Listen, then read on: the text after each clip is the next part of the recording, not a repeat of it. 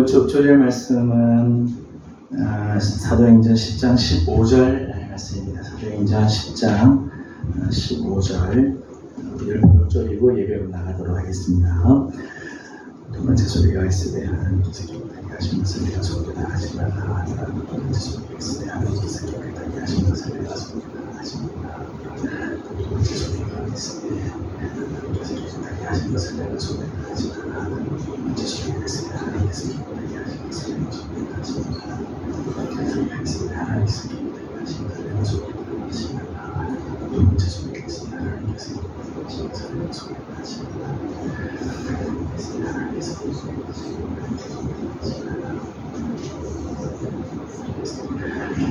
하신 것을 내가 속되다 하지 말라. 두 번째 소리가 있으니 하나님께서 기쁘게 하신 것을 내가 속되다 하지 말라. 두 번째 소리가 있으니 하나님께서 기쁘게 하신 것을 내가 속되다 하지 말라. 두 번째 소리가 있으니 하나님께서 기쁘게 하신 것을 내가 속되다 하지 말라. 다시 한번 읽겠습니다.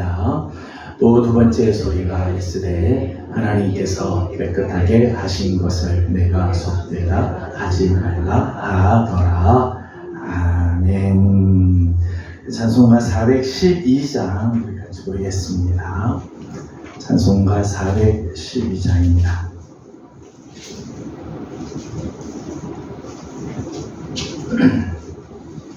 찬송가 412장입니다. 내 영혼의 극히 깊은 데서 맑은 가락이 울려나네. 하늘 곡조가 언제나 흘러나와 내 영혼을 고이 싸네.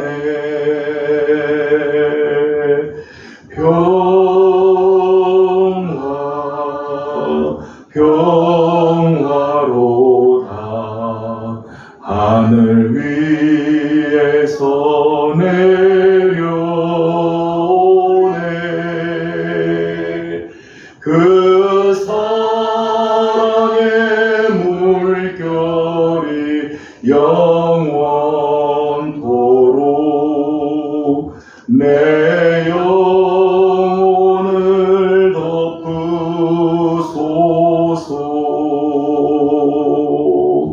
내 마음속에 솟아나 이 평화는 깊이 묻힌 보배로다. 나의 보화를 캐내어 가져갈 자 그 아무도 없으리라.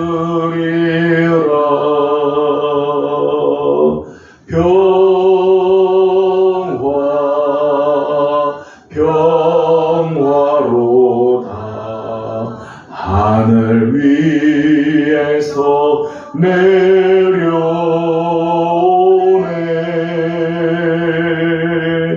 그 사랑의 물결이 영원토록 내 영혼을 덮으소서.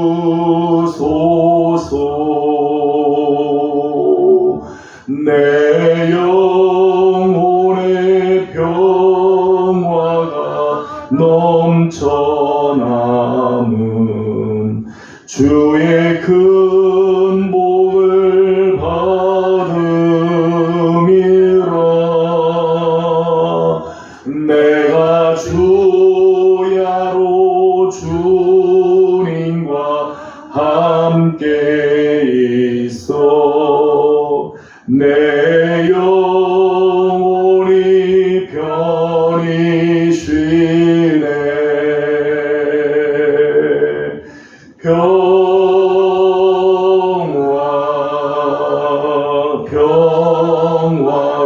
평화로다.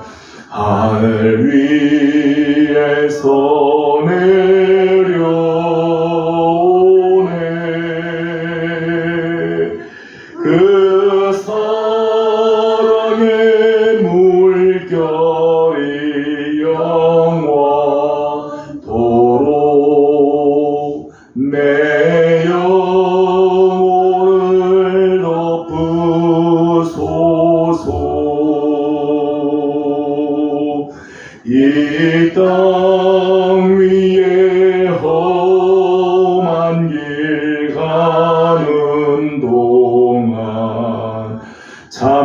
평화가 어디 있나.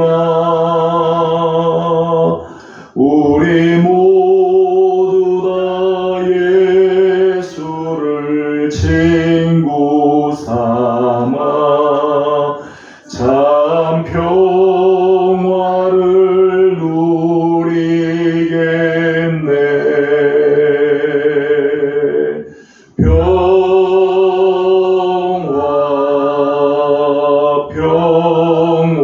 평화로다 하늘 위에서 내려오네. 그 사랑의 물결이 영원토록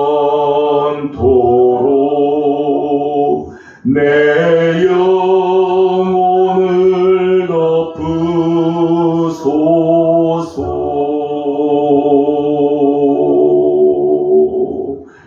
아멘.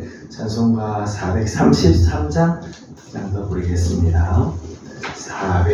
433장입니다.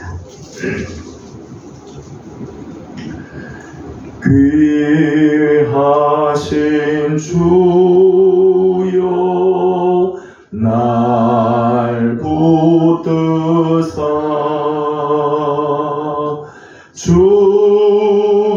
주께로 날마다 더 가까이 저 하늘 나라 나 올라가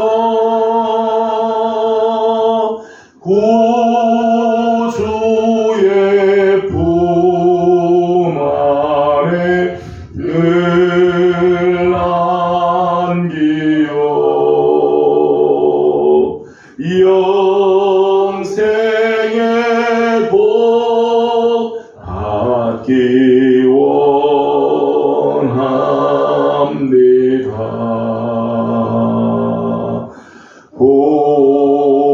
공헌할 물건 나 없어도 날마다 주께로 더 가까이 내 죄를 주께 다 고하니 주님의 보혈로 나를 씻으사 눈보다 더 이게 하옵소서.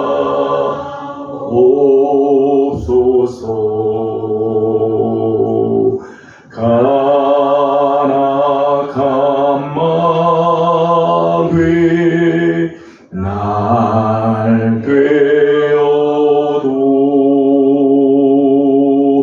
주 예수와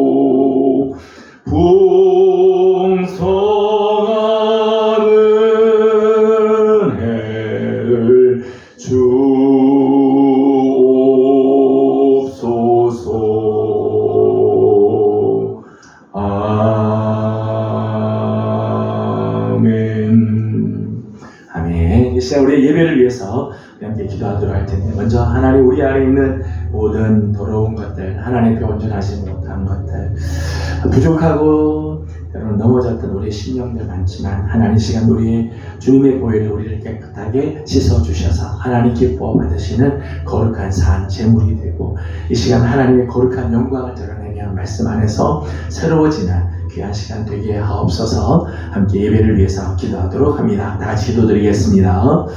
거룩하시고 자비하신 우리 아버지 하나님, 은혜와 사랑을 감사드립니다. 오늘도 우리 사랑하는 귀한 종들 주여를 기억하고 하나님 앞에 나와 예배하게 하여 주시고 하나님 앞에 엎드리게 하여 주시니 하나님 감사합니다. 먼저 하나님 우리 안에 있는 모든 더러운 것들, 주님 앞에서 온전하지 못한 것들, 하나님 우리의 죄악들을 다 주님께서 용서하시고 주의 보혈로 깨끗하게 씻어주셔서 주님께로 날마다 더 가까이 나아가는 하나님의 사람들 되기를 원합니다. 오늘도 하나님 우리 예배가 하나님을 기쁘시게 해드리며 하나님께서 찾으시는 거룩한 산 제물로 드려지는 영적인 예배가 되게 하여 주시옵소서. 하나님 온전히 우리의 마음이 주님께로 향하게 하여 주옵소서. 우리의 눈이 세상을 향하지 말게 하여 주시고 하나님 우리의 마음이 하나님께로 온전히 향하는 하나님 귀한 시간 되게 하여 주셔서 하나님 우리 가운데 주신 하나님의 음성이 정말 생명의 말씀이 되게 하여 주시고 하나님의 걱정과 근심과 염려들 다 내려놓고 하나님께서 주시는 참된 평화가 하나님 우리 마음속에 넘쳐나는 하나님 귀한 시간 되게 하여 주옵소서. 세상에는 우리가 평화로울 날이 없고 세상에서는 우리의 마음이 참된 평화를 누릴 수가 없지만 주님 안에서 하나님 우리에게 참된 평화가 있게 되는 줄 압니다. 하나님 우리가 하나님의 은혜를 구하고 하나님의 영광을 사모하며 주 앞에 나와싸우니 사랑하는 종들의 심령들마다 하나님께서 주신 아름다운 은혜, 하나님 주시는 거룩하신 은총으로 채워주시는 역사가 있게 하여 주시옵소서. 함께 하실 주님을 찬양합니다. 주님 인도하여 주시옵소서. 자, 우리 한 번 더 우리 교회를 위해서 기도하도록 합니다. 이제 예배용 3.0 시대를 하나님께서 우리에게 열어주셨는데 우리의 생각, 우리의 뜻, 우리의 마음이 아니라 하나님의 뜻을 따라 하나님의 거룩한 영광을 향해서 나아가는 우리들이 되길 원합니다. 지난주 말씀 나눈 것처럼 우리의 생각이 아니라 우리 생각보를 뛰어넘으시는 하나님의 생각, 또 하나님께서 우리에게 원하시는 하나님의 뜻을 붙잡고 나가는 우리 교회가 되게 하여 주셔서 이 시대에 하나님의 마음을 기쁘시게 해드리는 교회가 될 수 있도록 교회를 축복하며 함께 기도하도록 합니다. 이번 주 토요일 아동부가 물놀이를 또 나가게 되고 8월 첫 주에는 중고등부가 마지막 여름 수련회가 있습니다. 여름 사역 가운데 하나님이 함께 하시고 마지막까지 주님의 은혜와 능력으로 함께 해주시도록, 특별히 우리 다음 세대들이 하나님의 말씀 안에서 새로워지고 변화되고 하나님이 기뻐하는 귀한 모습들로 자라가는 귀한 세대들이 되도록 우리 함께 기도하도록 하겠습니다. 다 같이 기도합니다. 걸어가신 우리 아버지 하나님, 은혜와 사랑을 감사드립니다. 사랑하는 하나님, 주님의 교회를 주님께 올려드립니다. 우리 예명 교회를 하나님께서 이곳에 세워주시고 예명 3.0 시대로 하나님께서 우리를 열어주신 하나님 감사드립니다. 뜻하셔서 하나님께서 이곳에 귀한 교회를 또 하나님 열게 하여 주시고 하나님 새로운 시대를 하나님께서 우리에게 허락해 주셨사오니 하나님 주님이 부르신 그 부름에 합당한 교회로 나가게 하여 주시옵소서. 하나님의 비전을 쫓아가게 하여 주시고 하나님의 방식대로 하나님 오늘 우리에게 원하시는 하나님의 뜻을 이루어드리는 하나님 우리 교회가 되게 하여 주시옵소서. 우리의 생각, 우리의 꿈, 하나님 우리의 방식들을 내려놓고 하나님의 비전을 붙잡게 하시고 하나님의 뜻을 구하게 하여 주시고 하나님의 영광을 나타내는 하나님 우리 교회가 되기를 소망합니다. 주님 인도하여 주시옵소서. 하나님의 여름 기간 아버지 하나님 우리 교회학교에서 여름 귀한 사역을 하나님 하게 하시니 감사드립니다. 영아부와 유치부로부터 해서 아동부와 중고등부 청년들 하나님 우리 소망부에 되기까지 하나님 각 부서들마다 하나님 귀하신 은혜가 넘쳐나게 하여 주시고 하나님 이 시대에 하나님께서 기뻐하시는 귀한 영혼들로 세움 받게 하여 주시옵소서. 행사로 끝나지 말게 하여 주시고 이번 여름이 하나님 각 부서에 하나님 부흥의 기회가 되게 하시고 하나님을 영광롭게 이기는 아름다운 역사들이 일어나도록 우리 하나님께서 은혜를 더하여 주시옵소서. 특별히 이번 주 아버지 토요일 아동부가 하나님 밖으로 또 물놀이 나가게 됩니다. 하나님 모든 가고 오는 발걸음들 하나님께서 또 안전도 지켜주시고 하나님 부하신 아름다운 은혜가 있게 하여 주시옵소서. 중고등부가 이제 마지막 수련을 앞두고 있습니다. 준비하는 모든 일에 하나님 함께 하시고 우리 사랑하는 예명의 가정의 하나님 우리 자녀들이 다 하나님 이번 수련에 참여하게 하여 주셔서 하나님 앞에 변화되고 하나님의 뜻을 이루어드리는 아름다운 역사들이 있게 하여 주시옵소서. 걸어가신 우리 하나님 은혜와 사랑을 감사드립니다. 오늘도 우리 사랑하는 귀한 식구들 부지런히 아침 일들을 정리하고 정한 시간 하나님 앞에 나와 예배할 수 있게 해주신 것 감사드립니다. 하나님 이 시간 우리의 눈을 들어 하나님을 바라보는 복된 시간 되게 하여 주시옵소서. 우리 안에 있는 모든 더러운 것들과 추한 것들, 하나님 우리 안에 있는 모든 근심과 염려들 하나님 이 시간 다 거두어 주시고 주님의 보혈로 깨끗하게 씻어 주셔서 우리 하나님 기뻐 받으시는 거룩한 산 제물들 되게 하여 주시옵소서. 하나님의 말씀 앞에 겸손하게 머리 숙이게 하여 주시고 하나님의 뜻에 따라 하나님 우리의 삶이 변화되게 하여 주시며 하나님의 방식을 쫓아가는 우리의 삶 되게 하여 주시옵소서. 하나님 예명 3.0 시대를 열게 하여 주시니 감사드립니다. 하나님 뜻하셔서 우리 교회를 여기까지 인도해 주신 줄로 믿사오니 하나님 이제 예명 3.0 시대에 맞게 하나님의 비전을 이루어드리게 하여 주시고 우리의 생각이 아니라 하나님의 생각을 따라 우리의 방식이 아니라 하나님의 방식을 쫓아 나가는 우리 교회가 되게 하여 주시옵소서. 그래서 하나님의 영광을 드러내고 하나님께서 기뻐하시는 역사가 우리 교회를 통해서 나타나게 하여 주시옵소서. 특별히 교회 학교를 사랑하여 주시고 여름 귀한 사역을 하나님께서 허락해 주셨사오니 감사드립니다. 부서들마다 하나님 귀한 영혼들이 하나님을 만나며 예수님을 만나게 하여 주시고 예수 그리스도의 군병들로 하나님 온전히 설 수 있도록 도와주시옵소서. 이번 주 토요일 아동부가 하나님 물놀이를 나가게 됩니다. 안전하게 주님 지켜주셔서 가고 오는 발걸음을 지켜주옵시며 하나님 8월 첫째 주 우리 중고등부가 하나님 청소년들 데리고 수련을 떠나게 됩니다. 가고 오는 모든 발걸음 또 모든 프로그램에 하나님 함께 하시는 아름다운 은혜가 있게 하여 주시옵소서. 하나님 우리 예명의 모든 성도들의 가정들의 자녀들이 하나님 이번 여름을 통해서 하나님께로 한 걸음 더 가까이 가며 하늘의 평강을 맛보는 역사가 있게 하여 주시옵소서. 이 시간 하나님 말씀 함께 공부하고자 합니다. 하나님 시간도 말씀해 주시고 가르쳐 주시며 깨닫게 하시는 성령님의 역사가 있기를 원하옵고 예수님의 이름으로 감사하고 기도드리옵나이다. 아멘. 아멘. 오늘 함께 나눌 하나님 말씀은 사무엘상 8장입니다. 전사님 앞에 에어컨 좀 꺼주셨으면 좋겠는데. 예, 앞에 거만 좀 꺼주시고요. 사무엘상 8장 1절에서 9절까지 함께 교독하도록 하겠습니다. 사무엘상 8장 1절입니다. 사무엘이 늙음에 그의 아들들을 이스라엘 사사로 삼으니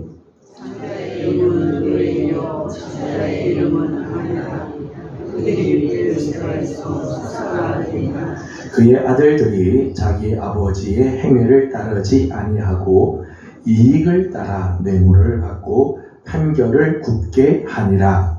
이스라엘 모든 장로가 모여 라마에 있는 사무엘에게 나아가서 그에게 이르되 보소서 당신은 늙고 당신의 아들들은 당신의 행위를 따르지 아니하니 모든 나라와 같이 우리에게 왕을 세워 우리를 다스리게 하소서 한지라.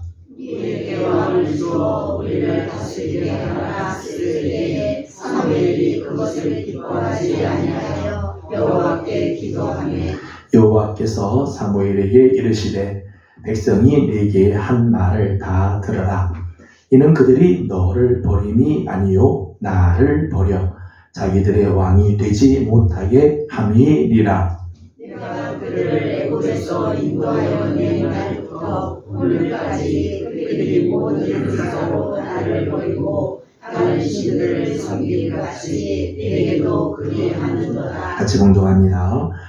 그러므로 그들의 말을 듣되 너는 그들에게 엄히 경고하고 그들을 다스릴 왕의 제도를 가르치라. 아멘. 오늘도 주님의 은혜를 또 사모하며 기도의 자리, 또 예배 자리에 오신 모든 성도들 가운데 하나님의 귀하신 은혜와 또 평강이 함께하기를 소망합니다. 지난 시간까지는 구약의 세계를 지도를 통해서 우리가 함께 공부를 했었습니다. 그래서 우리가 적용을 해서 지도를 우리 가지고 구약 세계가 어떻게 펼쳐지는지, 구약의 세계에는 어떤 역사들이 있었는지를 우리가 이렇게 함께 보았습니다. 이제 신약 부분은 이제 하반기에 이제 가을 돼서 이제 하기로 하고, 오늘부터는 우리가 지난번을 공부했습니다만은 이스라엘 역사 중에서 이스라엘의 10왕들, 북이스라엘의 왕들, 그 남유다의 왕들을 우리 함께 공부하려고 하는데, 이번에는 이스라엘 왕들 중에서 남유다에 있는 왕들을 중심으로 해서 우리 함께 말씀을 공부하고, 또 그 시대의 왕들이 어떤 삶을 살았는지, 하나님 어떤 뜻을 원하시는지를 우리가 함께 공부하려고 합니다. 우리가 그때 공부했습니다만은 통일 왕국 시대가 지나고, 그리고 르호보암 때 북이스라엘과 남유다가 이제 나눠지게 되죠. 그래서 남유다의 이제 왕들이 이제 나오게 되고, 북이스라엘의 왕들이 나오는데, 각각 20왕 또 19왕이 이렇게 나오게 됩니다. 그래서 이제 이 시간에는 이제 앞으로 몇 주간에 걸쳐서 남유다의 왕들은 어떤 사역들을 했는지를 우리 함께 이제 공부를 하려고 합니다. 그 중에서 오늘은 통일 왕국 시대에 대해서 잠깐 말씀을 나누고, 그 중에서 사울 왕에 대한 말씀을 함께 나누고, 다음 시간에 계속해서 다윗과 솔로몬에 대한 말씀까지 나누도록 그렇게 하겠습니다. 오늘 첫 소두 부분은 우리 지도를 통해서 이제 구약의 세계를 공부할 때 잠깐 나누었던 그런 부분들입니다. 이스라엘의 10왕의 이야기는 성경에는 열왕기 상하, 그러니까 사무엘 상하, 열왕기 상하의 통일왕국 시대와, 그리고 이스라엘의 분열왕국 시대 때의 이야기가 기록이 되어 있죠. 또 한 곳은 역대기에 기록이 되어 있습니다. 역대기에도 통일왕국 시대와 그리고 분열왕국 시대 때의 이야기들이 이제 기록이 되어 있죠. 혹시 기억이 나시나요? 구약 성경이 39권이 있지만은 크게 세 부분으로 나누면은 모세 오경과 예언서 그리고 성문서로 나눈다고 말씀을 드렸어요. 조금 어렵게 말하면 모세 오경을 토라라고 하였고요. 그리고 예언서를 느비임이라고 했었어요. 느비임. 그리고 성문서를 케투빔이라고 하였습니다. 그런데 열왕기 상하는 예언서에 해당이 돼요. 역사서로 구분이 되어서 예언서에 들어가 있는데, 똑같은 기간 동안에 쓰여진 역사를 기록했지만 역대기는 성문서에 해당이 되어집니다. 케투빔에 해당이 되어진다라고 말씀을 나눴어요.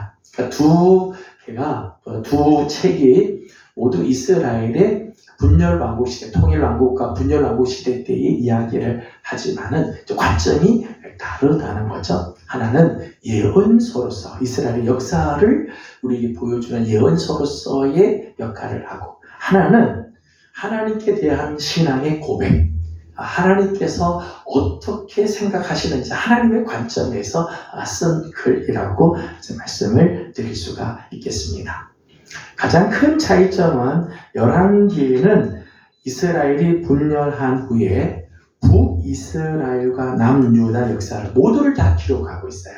그러니까 열왕기 상하에서는 북이스라엘의 왕들의 행적도, 그리고 남유다의 왕들의 행적도 모두 다 기록을 하고 있어요. 근데 역대기는 북이스라엘 왕들은 다 빠지죠. 남유다, 다윗의 혈통의 왕들만 기록이 되어 있습니다. 그래서 하나님이 원하시는 나라의 모습을 소개를 하고 있다고 말할 수 있겠습니다.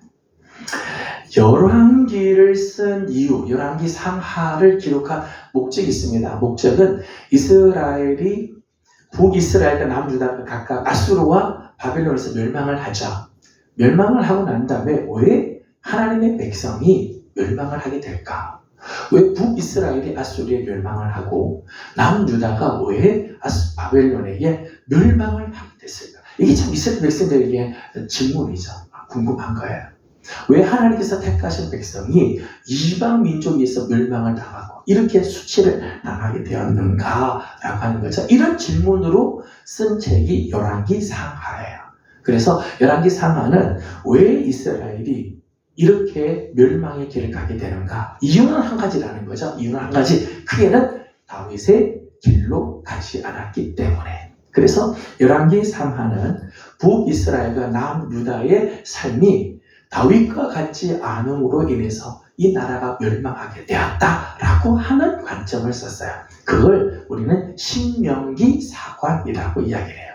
신명기는 하나님의 말씀대로 행한 자에게는 하나님이 축복을, 하나님의 말씀대로 행하지 않고 명령을 따르지 않는 자들에게는 저주가 임할 거다. 그런 말씀이죠. 특별히 신명기 28장 말씀을 보게 되면 하나님께서 주신 말씀을 순종하고 그 말씀을 따라 행하는 자는 들어가도 복을 받고 나가도 복을 받고 일어서도 복을 받고 앉아도 복을 받고 머리가 될지언정 꼬리가 되지 않고, 우리가 잘 아는 그런 말씀들이죠. 떡그릇 그릇과 떡반죽 그릇, 모든 그릇들마다 하나님의 축복이 있게 될 거다. 그 말씀대로 살면 이런 복이 있게 된다. 그런데 하나님의 말씀을 저버리고 말씀에 순종하지 않고 거역하게 되면 나가도 저주를 받고 들어와도 저주를 받고 집에서도 저주받고 들판에서도 저주를 받고 내가 하는 모든 일들이 다 저주가 되고 그릇마다 저주가 당겨질 거다. 그게 신명기 28장의 내용이고 신명기 전체의 주제라고 이야기할 수 있죠. 그것을 신명기 사관이라고 이야기해요. 신명기 사관으로 쓴 게 열왕기 상하. 이스라엘 백성, 이스라엘의 왕들이 하나님의 뜻대로 살았던 다윗을 쫓아가지 않고 세상의 우상을 쫓아가고 악을 저질렀으므로 끝내 이렇게 이스라엘 역사가 멸망하게 되었다라고 하는 것을 이제 기록한 거죠. 반면에 역대기는 하나님이 어떻게 당신이 원하시는 나라를 세우시는가에 대한 관점이에요. 하나님은 이런 여러 가지 역사에 굴곡이 있지만 끝내 하나님은 하나님의 나라를 이루시고 저들을 통해서 하나님이 원하시는 하나님의 그런 성전을 세워가는 그런 역사로 기록을 쭉 하고 있다는 것. 그 관점이 조금 다르죠. 그래서 하나님의 나라를 이루고 하나님의 성전을 이루고 그 성전 중심으로 모이는 남유다의 역사를 조명을 하고 그것을 이야기를 하고 있습니다. 그래서 열왕기 상하에서 기록이 되어 있지만 역대기에 빠진 사건들도 있고요. 또 같은 사건을 이야기하지만은 조금 다른 관점에서 이야기하고 있는 부분들도 있습니다. 예를 들면 다윗이 밧세바를 범하는 사건, 다윗이 밧세바를 범함으로 하나님의 진노가 임하게 되죠. 하나님께서 다윗을 아주 책망하는 그런 장면이 나옵니다. 근데 이건 열왕기에는 이 사무엘 하에는 이 사건이 아주 자세하게 기록이 되어 있어요. 꽤 긴 장을 통해서 이 사건을 하나님께서 다루시고 다윗이 하나님을 멸시함으로 이런 일들을 저질렀다. 그래서 다윗의 잘못을 지적을 하고 있죠. 지적을 해요. 근데 역대기에서는 이 사건이 기록되지 않아요. 역대기는 이 사건이 빠져 있고 바로 이제 그냥 넘어가게 되어집니다. 그리고 하나님은 밧세바를 통해서 솔로몬을 낳게 되고 솔로몬이 다윗을 이어서 왕이 되는 것으로만 이제 초점을 맞추게 되어진다는 거죠. 또 이스라엘의 인구 조사를 다윗이 한 적이 있습니다. 인구 조사를 한 것에 대해서 하나님께서 징계를 하시고 다윗의 잘못으로 인해서 이스라엘 전역에 3일 동안 온역이 내려지게 되고 그리고 많은 사람들이 죽임을 당하게 되잖아요. 그 사건에 대해서 열왕기 사무엘하에서는 이 사건이 다윗이 하나님 앞에 잘못한 사건으로만 기록이 되어 있어요. 그래서 하나님 앞에 진노를 당하고 하나님 앞에 온전하지 못한 모습으로 기록이 되어 있어요. 근데 역대상에서는 이 사건이 물론 하나님 앞에 잘못했지만은 이 사건으로 인해서 나중에 다윗이 하나님 앞에 제단을 쌓던 오르난의 그 마당, 오르난의 마당이 나중에 솔로몬 때 거기 성전이 세워지게 돼요. 성전을 하나님께서 세우게 되는 계기로서 이 사건을 이제 이야기를 하는 거죠. 그래서 같은 사건이지만은 그 사건을 왜 이야기하는지, 그 사건을 통해서 하나님이 뭘 이야기하는지가 다른 부분들이 있게 되어지는 거죠. 역대기에는 아주 예리한 그리고도 아주 간단 명료하지만은 명확한 비판들이 이제 붙어져 나옵니다. 하나님의 나라의 관점에서 하나님께서 아주 정확하게 길게 쓰지 않고 간단하게 쓰지만은 분명한 하나님의 뜻을 거기서 이제 이야기를 하고 있는 부분들이 있다는 거예요. 그래서 열왕기 상하, 사무엘 상하, 열왕기 상하가 한 이제 묶음이죠. 한 묶음인데 요 관점과 역대 상하의 관점이 다르다고 하는 것을 우리 다시 한번 기억을 할 필요가 있을 겁니다. 오늘은 사울에 대한 말씀을 우리 조금 공부를 하려고 합니다. 사울에 대해서는 지금 새벽 기도 때 사무엘 상을 이제 우리가 함께 나누기 때문에 겹쳐 있는 부분들이 꼭 있게 되겠습니다. 사무엘 시대 때 사람들이 왕을 요구하는 장면이 오늘 부분에서 이제 나오게 되죠. 이스라엘 백성들이 사무엘에게 요청을 합니다. 우리에게도 왕을 달라. 근데 왕을 달라고 한 이유가 뭘까? 왜 왕을 달라고 했을까 하는 거죠. 또 왕을 구함으로 인해서 하나님께서 제일 처음 허락한 왕이 이 사울 왕이죠. 사울 왕. 이 사울 왕 첫 번째 백성들이 요구하였던 이 왕의 모습에서 몇 가지를 잠깐 생각을 하려고 합니다. 오늘 우리가 함께 읽은 본문 5절 말씀을 함께 읽어보도록 하겠습니다. 5절 말씀 같이 읽겠습니다. 그에게 이르되 보소서 당신은 늙고 당신의 아들들은 당신의 행위를 따르지 아니하니 모든 나라와 같이 우리에게 왕을 세워 우리를 다스리게 하소서 한지라. 아멘. 이스라엘 백성들이 사무엘에게 우리에게 왕을 달라고 한 이유가 있었다는 거예요. 그 이유는 단순히 우리는 하나님 말고 다른 왕이 필요합니다. 이 정도가 아니라 사실은 사사시대의 실패, 사사시대의 종말을 의미하는 부분들이 있습니다. 마지막 사사가 사무엘이고 사무엘의 두 아들, 오늘 요엘과 아비야라고 하는 두 아들을 소개를 하고 있죠. 저들이 브엘세바에서 사사가 되었어요. 그런데 이스라엘 백성들의 눈에 비춘 사사들의 모습을 보니까 5절 말씀 이렇게 되어 있죠. 당신은 늙고 당신의 아들들은 당신의 행위를 따르지 아니하니. 당신의 행위를 따르지 않더라. 사사라고 이야기를 하고 있지만은 당신이 이 이스라엘을 위해서 이제까지 일했던 모습, 이제까지 당신이 이스라엘 백성들을 정말 섬겼던 그런 모습들을 그들 아들의 세대는 보지 못했다는 거예요. 그 아들의 세대들은 어떻게 행동을 했는가 하면 3절 말씀 보니까 이렇게 했다는 거예요. 3절을 같이 읽어보겠습니다.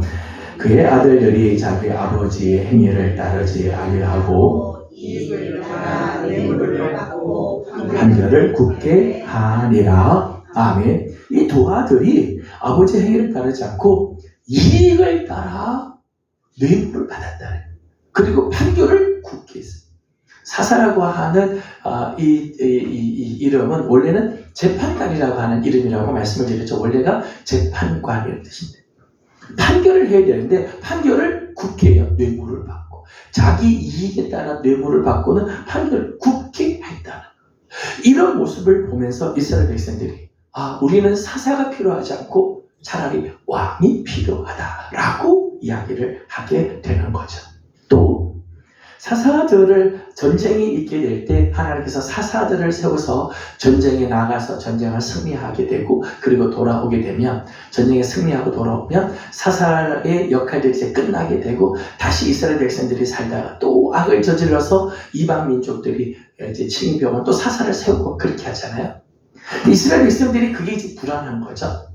사사가 있다가 없기도 하고 있을 때도 있고 없을 때도 있고 또 있을 때 좋은 사사가 있어서 오랫동안 나라를 평안하게 다스리면 좋을 텐데 지금 사무엘의 아들들의 경우를 보게 되면 사사로서 제대로 하는 일들이 없게 될 때 만일 전쟁이 일어나면 누가 이 나라를 지켜주겠느냐 하는 마음이죠. 그래서 우리에게 왕을 세워 우리를 다스리게 해주십시오.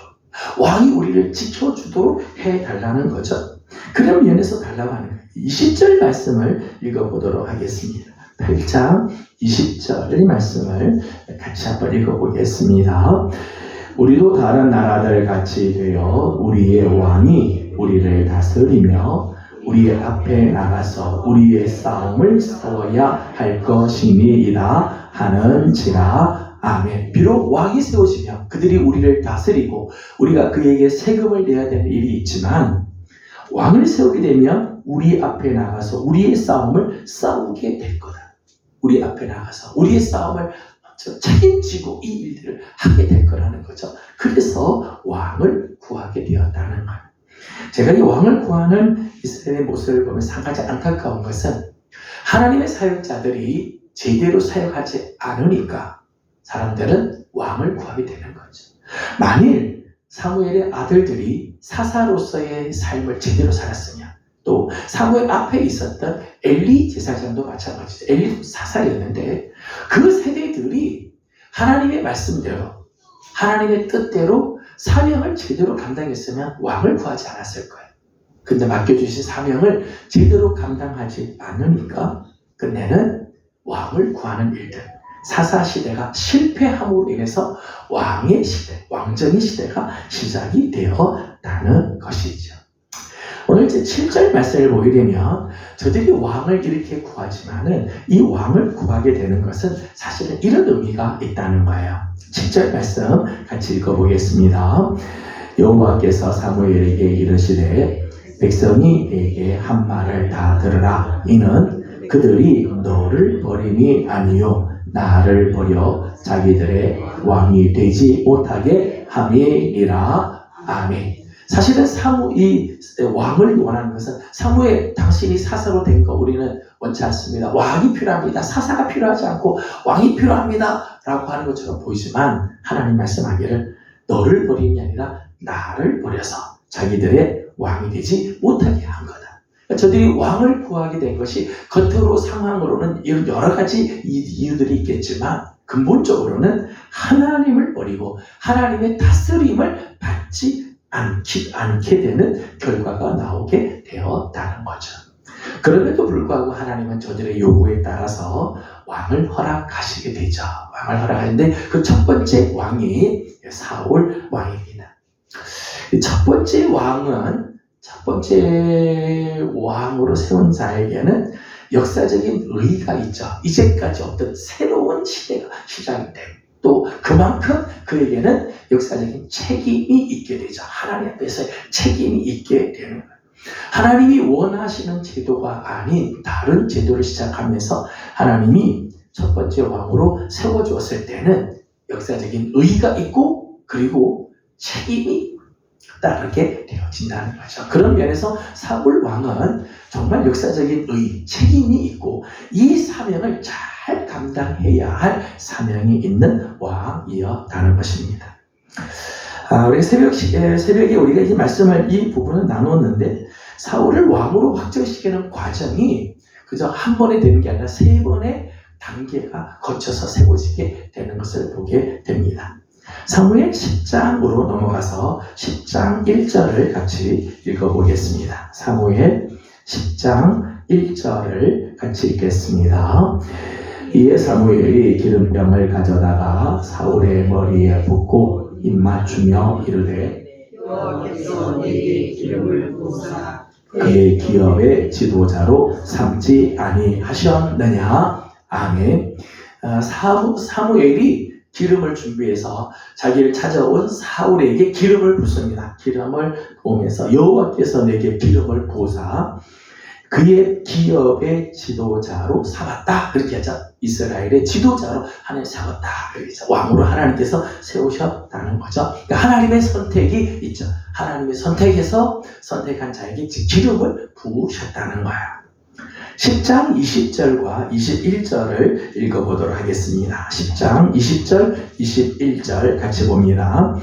사무엘이 이에 모든 지파를 가까이 오게 하였더니 베냐민 지파가 베냐민 지파를 그들의 가족별로 가까이 오게 하였더니 마드리의 가족이 뽑혔고 그 중에서 기스의 아들 사울이 뽑혔으나 그를 찾아도 찾지 못한지라. 아멘. 하나님께서 사울에게 기름을 부었다고 해서 사울이 바로 왕이 되느냐? 그렇지 않았어요. 오늘 20절과 21절 말씀 보면 사무엘이 이스라엘 백성들을 미스바로 다 부릅니다. 그리고 각 지파들마다 1000명씩을 불렀습니다. 각 지파의 대표가 될 만한 사람 1000명을 불렀어요. 그러니까 12지파니까 12,000명이 모이죠. 12,000명 중에서 너희들이 제비를 뽑도록 해라 해서 제비를 뽑았어요. 제비를 뽑았더니 베냐민 지파가 뽑혔고, 베냐민 지파 중에 가족별로 섰습니다. 가족별로 섰더니 마드리 가족이 뽑혔어요. 마드리 가족들이 따로 쭉 섰습니다. 그 중에 제비를 뽑았더니 기스의 아들 사울이 딱 뽑혔다는 거예요. 뽑혔다. 하나님이 기름을 부었다고 해서 바로 왕이 되지 않고 제비 뽑는 과정이 있죠.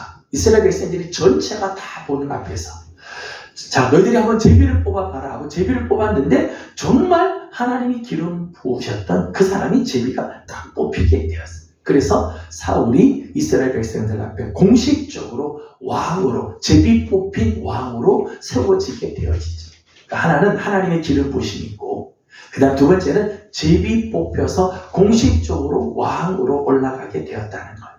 한 가지 단계가 더 있게 됩니다. 또 한 가지 단계는 11장으로 가서 11장 5절을 사무엘상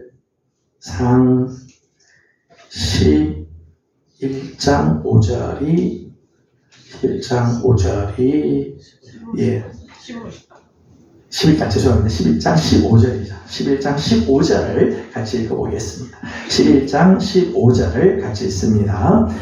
모든 백성이 길갈로 가서 거기서 여호와 앞에서 사울을 왕으로 삼고 길갈에서 여호와 앞에 화목제를 드리고 사울과 이스라엘 모든 사람이 거기서 크게 기뻐하니라. 아멘. 11장 15절의 말씀 보니까 여호와 앞에서 사울을 왕으로 삼고라고 하는 단어가 나오죠. 왕으로 이스라엘 백성들이 진짜 사울은 왕이다 라고 인정을 하는 부분들이 있다는, 단지 제비 뽑아서 왕이 된 게 아니라 이스라엘 백성 전체가 하나님 여호와 앞에서 사울을 왕으로 삼고 왕으로 추대했다는, 길갈에서 이런 일이 일어나게 됩니다.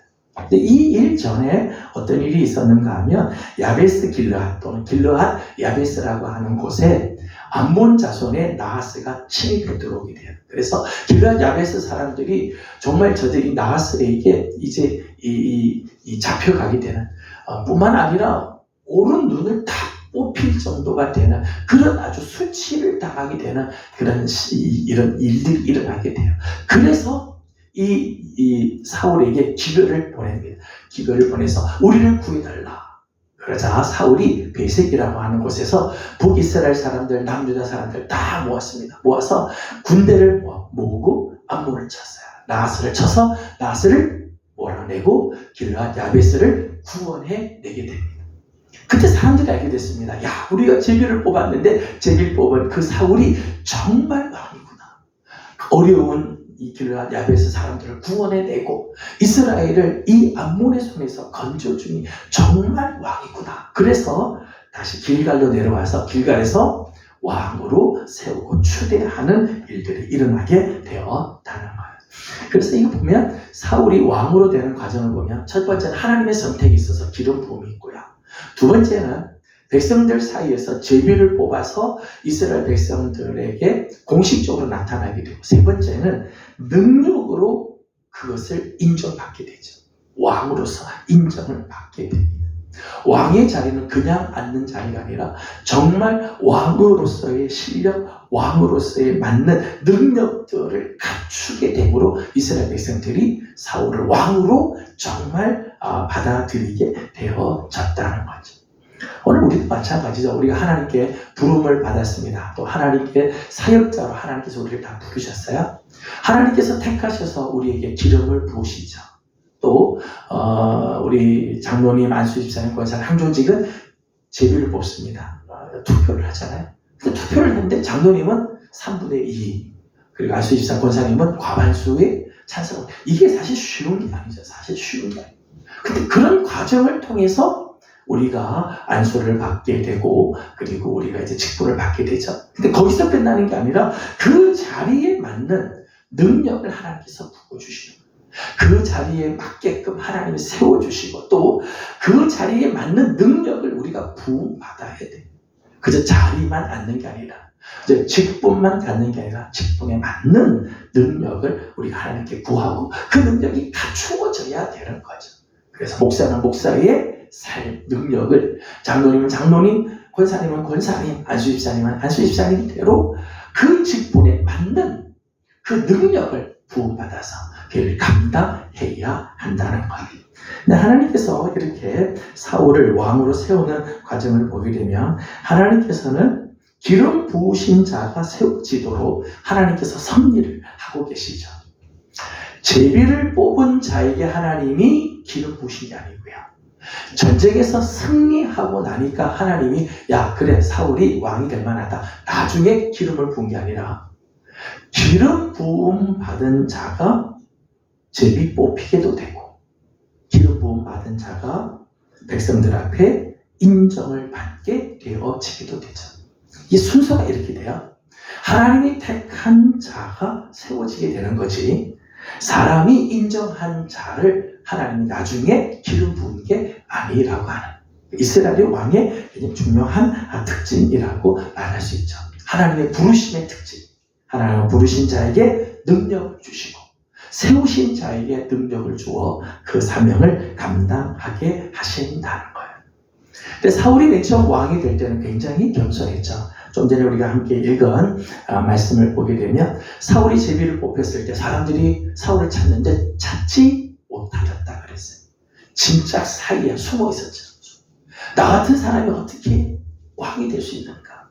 사실은 사무엘이 기름 부을 때도 그런 이야기를 해요. 우리 가문이 베냐민 지파인데 베냐민 지파가 이스라엘 12지파 중에 가장 연약한 지파 아닌가? 또 베냐민 지파 가운데 그 가문 중에 우리 집안이 가장 연약한 집안인데 어떻게 내가 왕으로 세움을 받을 수 있겠습니까? 이런 이야기를 하게 됩니다. 참 겸손한 모습이죠. 사실은 사울은 얼굴이 아주 준수하고 키가 어깨 위만큼 더 있어요. 키가 커서 사람들이 한눈에 딱 볼 만큼 키도 크고 잘생긴 사람이에요. 그럼에도 불구하고 아주 겸손했다는 거죠. 아주 겸손하고 자기에게 주어진 일에 최선을 다하는 그런 모습이었습니다. 사울이 처음에 이렇게 시작을 한 거죠. 아름답게 이렇게 시작을 했는데 안타깝게 사울은 마지막 불순종의 사람으로 끝나게 되어집니다. 겸손으로 시작하였다가 불순종으로 끝나게 되는 안타까운 인생을 살게 되어지죠. 하나님의 뜻을 이해하고 하나님의 뜻에 순종하는 대신 자기의 힘과 자기의 권력을 믿고 백성들을 끌고 다니면서 전쟁을 치르는 전쟁에 치중한 사람이 되었다는 거예요. 그래서 우리가 새벽에 우리 말씀을 몇 곳을 보았습니다만은 사울이 실수한 몇 가지가 있죠. 사울. 왕이면서도 함부로 번제와 화목제를 드린 일들이 있었죠. 또 15장에 가게 되면 아말렉을 물리칠 때 진멸할 것을 말씀합니다. 모든 생명이 있는 것들은 다 진멸하더랍니다. 왕, 사람뿐만 아니라 모든 우양과 짐승들까지도 다 죽이도록 명령을 합니다. 그런데 사울이 아말렉의 왕 아각을 살려두게 되죠. 살려서 생포해서 데리고 옵니다. 그리고 살진 소와 양들은 데리고 옵니다. 사무엘이 야단을 치자 책망을 하자 하나님께 드리려고 살려두었다. 그때 아주 유명한 사무엘의 말씀이 나오죠. 순종이 제사보다 낫다. 순종하는 게 제사보다 낫고 하나님의 말씀을 듣는 것이 수많은 양의 기름보다 훨씬 낫다 말씀을 합니다. 사울은 전쟁에서 승리를 합니다. 승리를 하지만 하나님의 마음은 아파요. 이게 참 아이러니하죠. 우리는 보통 생각할 때 승리하면 다 덮어질 것 같은데 아니에요. 전쟁에서는 승리하나 하나님께는 버림을 받게 되어졌다는 거예요. 이 사울의 참 안타까운 모습이죠. 오늘 말씀 중에 이런 말씀 13장의 말씀을 한 곳을 보겠습니다. 13장 14절을 같이 보겠습니다. 13장 14절을 같이 읽어보겠습니다. 14절 같이 읽어봅니다. 지금은 왕의 나라가 길지 못할 것이다. 여호와께서 너희에게 명령하신 바를 왕이 지키지 아니하였으므로 여호와께서 그의 마음에 맞는 사람을 구하여 여호와께서 그를 그의 백성의 지도자로 삼으셨느니라. 아멘. 지금 14절에 하나님 사무엘을 통해서 하나님 주시는 말씀이죠. 지금은 왕의 나라가 길지 않을 겁니다. 근데 이 시점이 어느 시점인가 하면 13장 1절 말씀 보면 사울이 왕이 된 지 2년째. 그 왕이 되고 나서 2년 만에 하나님이 사울의 나라를 향해서 말씀하기를 너희 나라가 길지 못할 것이다. 여러분 얼마나 안타까워요. 왕이 된 지 2년 만에 하나님 네 나라를 길지 못할 거다. 하나님께서 하나님의 마음에 맞는 자를 세워 하나님 다시 왕을 세울 거다. 그런데 사울이 몇 년 왕위에 있게 되는가 하면요. 40년 왕이 있어요. 그러니까 2년 만에 하나님이 너희 나라를 길지 못할 거다 하는데 몇 년 동안요? 38년을 더해요. 40년 왕위를 생활합니다. 세상적으로 보게 되면요. 38년 더해서 40년 왕이 됐으니까 할 만큼 한 것처럼 보이죠. 그런데 영적으로 보게 되면 지금 이 시기부터 마지막 그가 왕정 마칠 때, 왕의 생애를 마칠 때까지 38년은요. 이미 하나님이 버린 시기. 이미 죽은 왕이라. 왕은 왕이지만 하나님이 동행하지 않는 왕이었다는 거죠. 참 안타까운 거죠. 40년 왕위에 있지만은 그의 생애 대부분이 하나님께서 함께하지 않는, 하나님이 영광을 받지 않으시는, 하나님이 버린 그런 세월을 살게 되었다는 거예요. 이게 사울이 이런 실수를 하는 거죠. 스스로 번제와 화목제를 드리고 또 하나님의 말씀에 순종하지 않고 말씀을 거역하는 일들을 통해서 하나님은 40년 왕위에 있으나 이미 죽은 왕위로 그의 생애를 마감하게 하였다는 것. 실제로 사울이 왕위에 있는 동안의 대부분의 시간은요, 다윗을 죽이는 일에 다 소진하죠. 국력을 소진하고 자기의 시간들을 다 소진하는 그런 일들. 하나님의 뜻을 위해서 부름을 받고 하나님의 영광을 위해서 부름을 받았는데 그 부름받은 삶을 제대로 살지 못하고 하나님 뜻과는 상관없는 인생을 살다가 끝나버리고 말았다는 거예요. 마지막 사울의 마지막 생의 마지막 부분을 함께 보겠습니다. 역대상을 가겠습니다. 역대상으로 가서 10장 말씀입니다. 역대상 10장 13절 14절을 같이 보겠습니다. 역대상 10장 13절 14절 마지막 사울이 전쟁을 했던 길보아 전투에서의 모습입니다. 10절 13절 14절 같이 읽겠습니다. 사울이 죽은 것은 여호와께 범죄하였기 때문이라. 그가 여호와의 말씀을 지키지 아니하고 또 신접한 자에게 가르치기를 청하고 여호와께 묻지 아니하였으므로 여호와께서 그를 죽이시고 그 나라를 이새의 아들 다윗에게 넘겨주셨더라. 아멘. 사람은 한번 태어나면 한번 죽는 게 정한 거라 말씀을 하죠. 사람은 어차피 한번 다 죽습니다. 그런데 죽을 때 어떻게 죽느냐는 다르죠. 사울이 죽습니다. 전쟁에 나가서 죽습니다. 전쟁에 나가서 죽을 수 있죠. 혹 죽을 수 있습니다. 그런데 13절의 말씀을 보면 사울이 죽은 것은 여호와께 범죄했기 때문에 죽은 거예요. 범죄한 대가로 죽은 거예요. 어떤 범죄를 했는가 하면 여호와의 말씀을 지키지 않고 신접한 여인, 엔돌의 신접한 여인을 찾아가서 물었다는 거예요.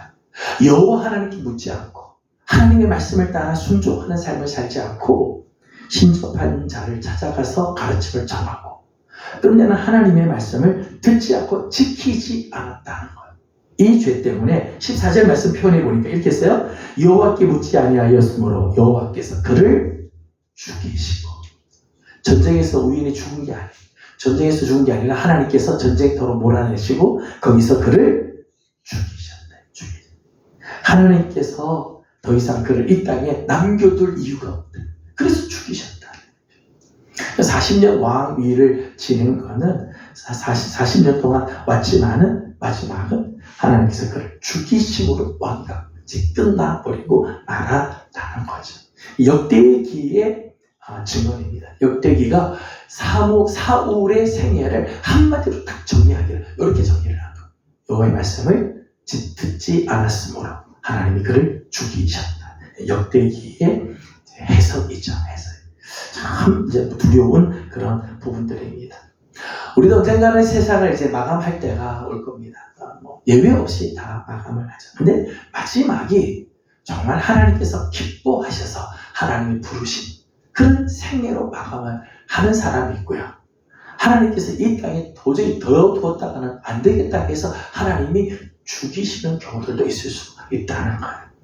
저는 우리 사랑하는 귀한 4명의 식구들, 우리의 처음이 하나님께 이렇게 부름을 받아 귀한 사명자로 하나님께 부름을 받았으며 마지막까지 그 사명 잘 감당해 하나님께 영광을 올려드리고 하나님을 정말 높여드리며 하나님의 뜻을 잘 이루어드리고 하나님 앞에 정말 칭찬을 듣고 하나님의 영광을 받으시는 그런 생애를 살아가는 우리 귀한 성도들이 다 되기를 주님의 이름으로 소망합니다. 기도하겠습니다. 귀하신 우리 하나님, 은혜와 사랑을 감사드립니다. 오늘도 우리 사랑하는 귀한 종들 예배의 자리, 기도의 자리로 하나님 불러주시고 또 하나님 말씀을 함께 나눕니다. 이스라엘의 초대 왕, 첫 번째 왕으로 부름을 받은 사울, 역사적인 의의가 있고 하나님이 정말 기뻐하셔서 세워주신 왕인데 겸손으로 시작했다. 교만으로 끝나고 불순종으로 끝나고 하나님의 말씀을 듣지 않으므로 그의 생애가 참 비참하게 끝나버리는 이런 모습들을 보게 됩니다. 하나님 행여 우리가 하나님께 부름을 받았을진데 마지막까지 하나님을 영광롭게 해드리게 하여 주시고 주님의 영광을 잘 드러내며 하나님께 쓰임받는 복된 삶을 살고 하나님 앞에서는 우리 모두들이 되게 하여 주시옵소서. 오늘도 간구하는 기도의 제목들이 있습니다. 기도하는 제목들마다 하나님 응답하시고 아름다운 은혜로 함께해 주시기를 원하옵고 예수님의 이름으로 기도드리옵나이다. 아멘. 하늘에 계신 우리 아버지의 이름을 거룩하게 하시며 아버지의 나라가 오게 하시며 아버지의 뜻이 하늘에서와 같이 땅에서도 이루어지게 하소서. 오늘 우리에게 일용할 양식을 주시고 우리가 우리에게 잘못한 사람을 용서하여 준 것 같이 우리의 죄를 용서하여 주시고 우리를 시험에 빠지지 않게 하시고 악에서 구하소서. 나라와 권능과 영광이 영원히 아버지의 것입니다. 아멘. 주신 말씀을 기억하면서 가져온 기도 제목들 주님께 올려드리고 돌아가도록 합니다. 다 같이 기도하겠습니다.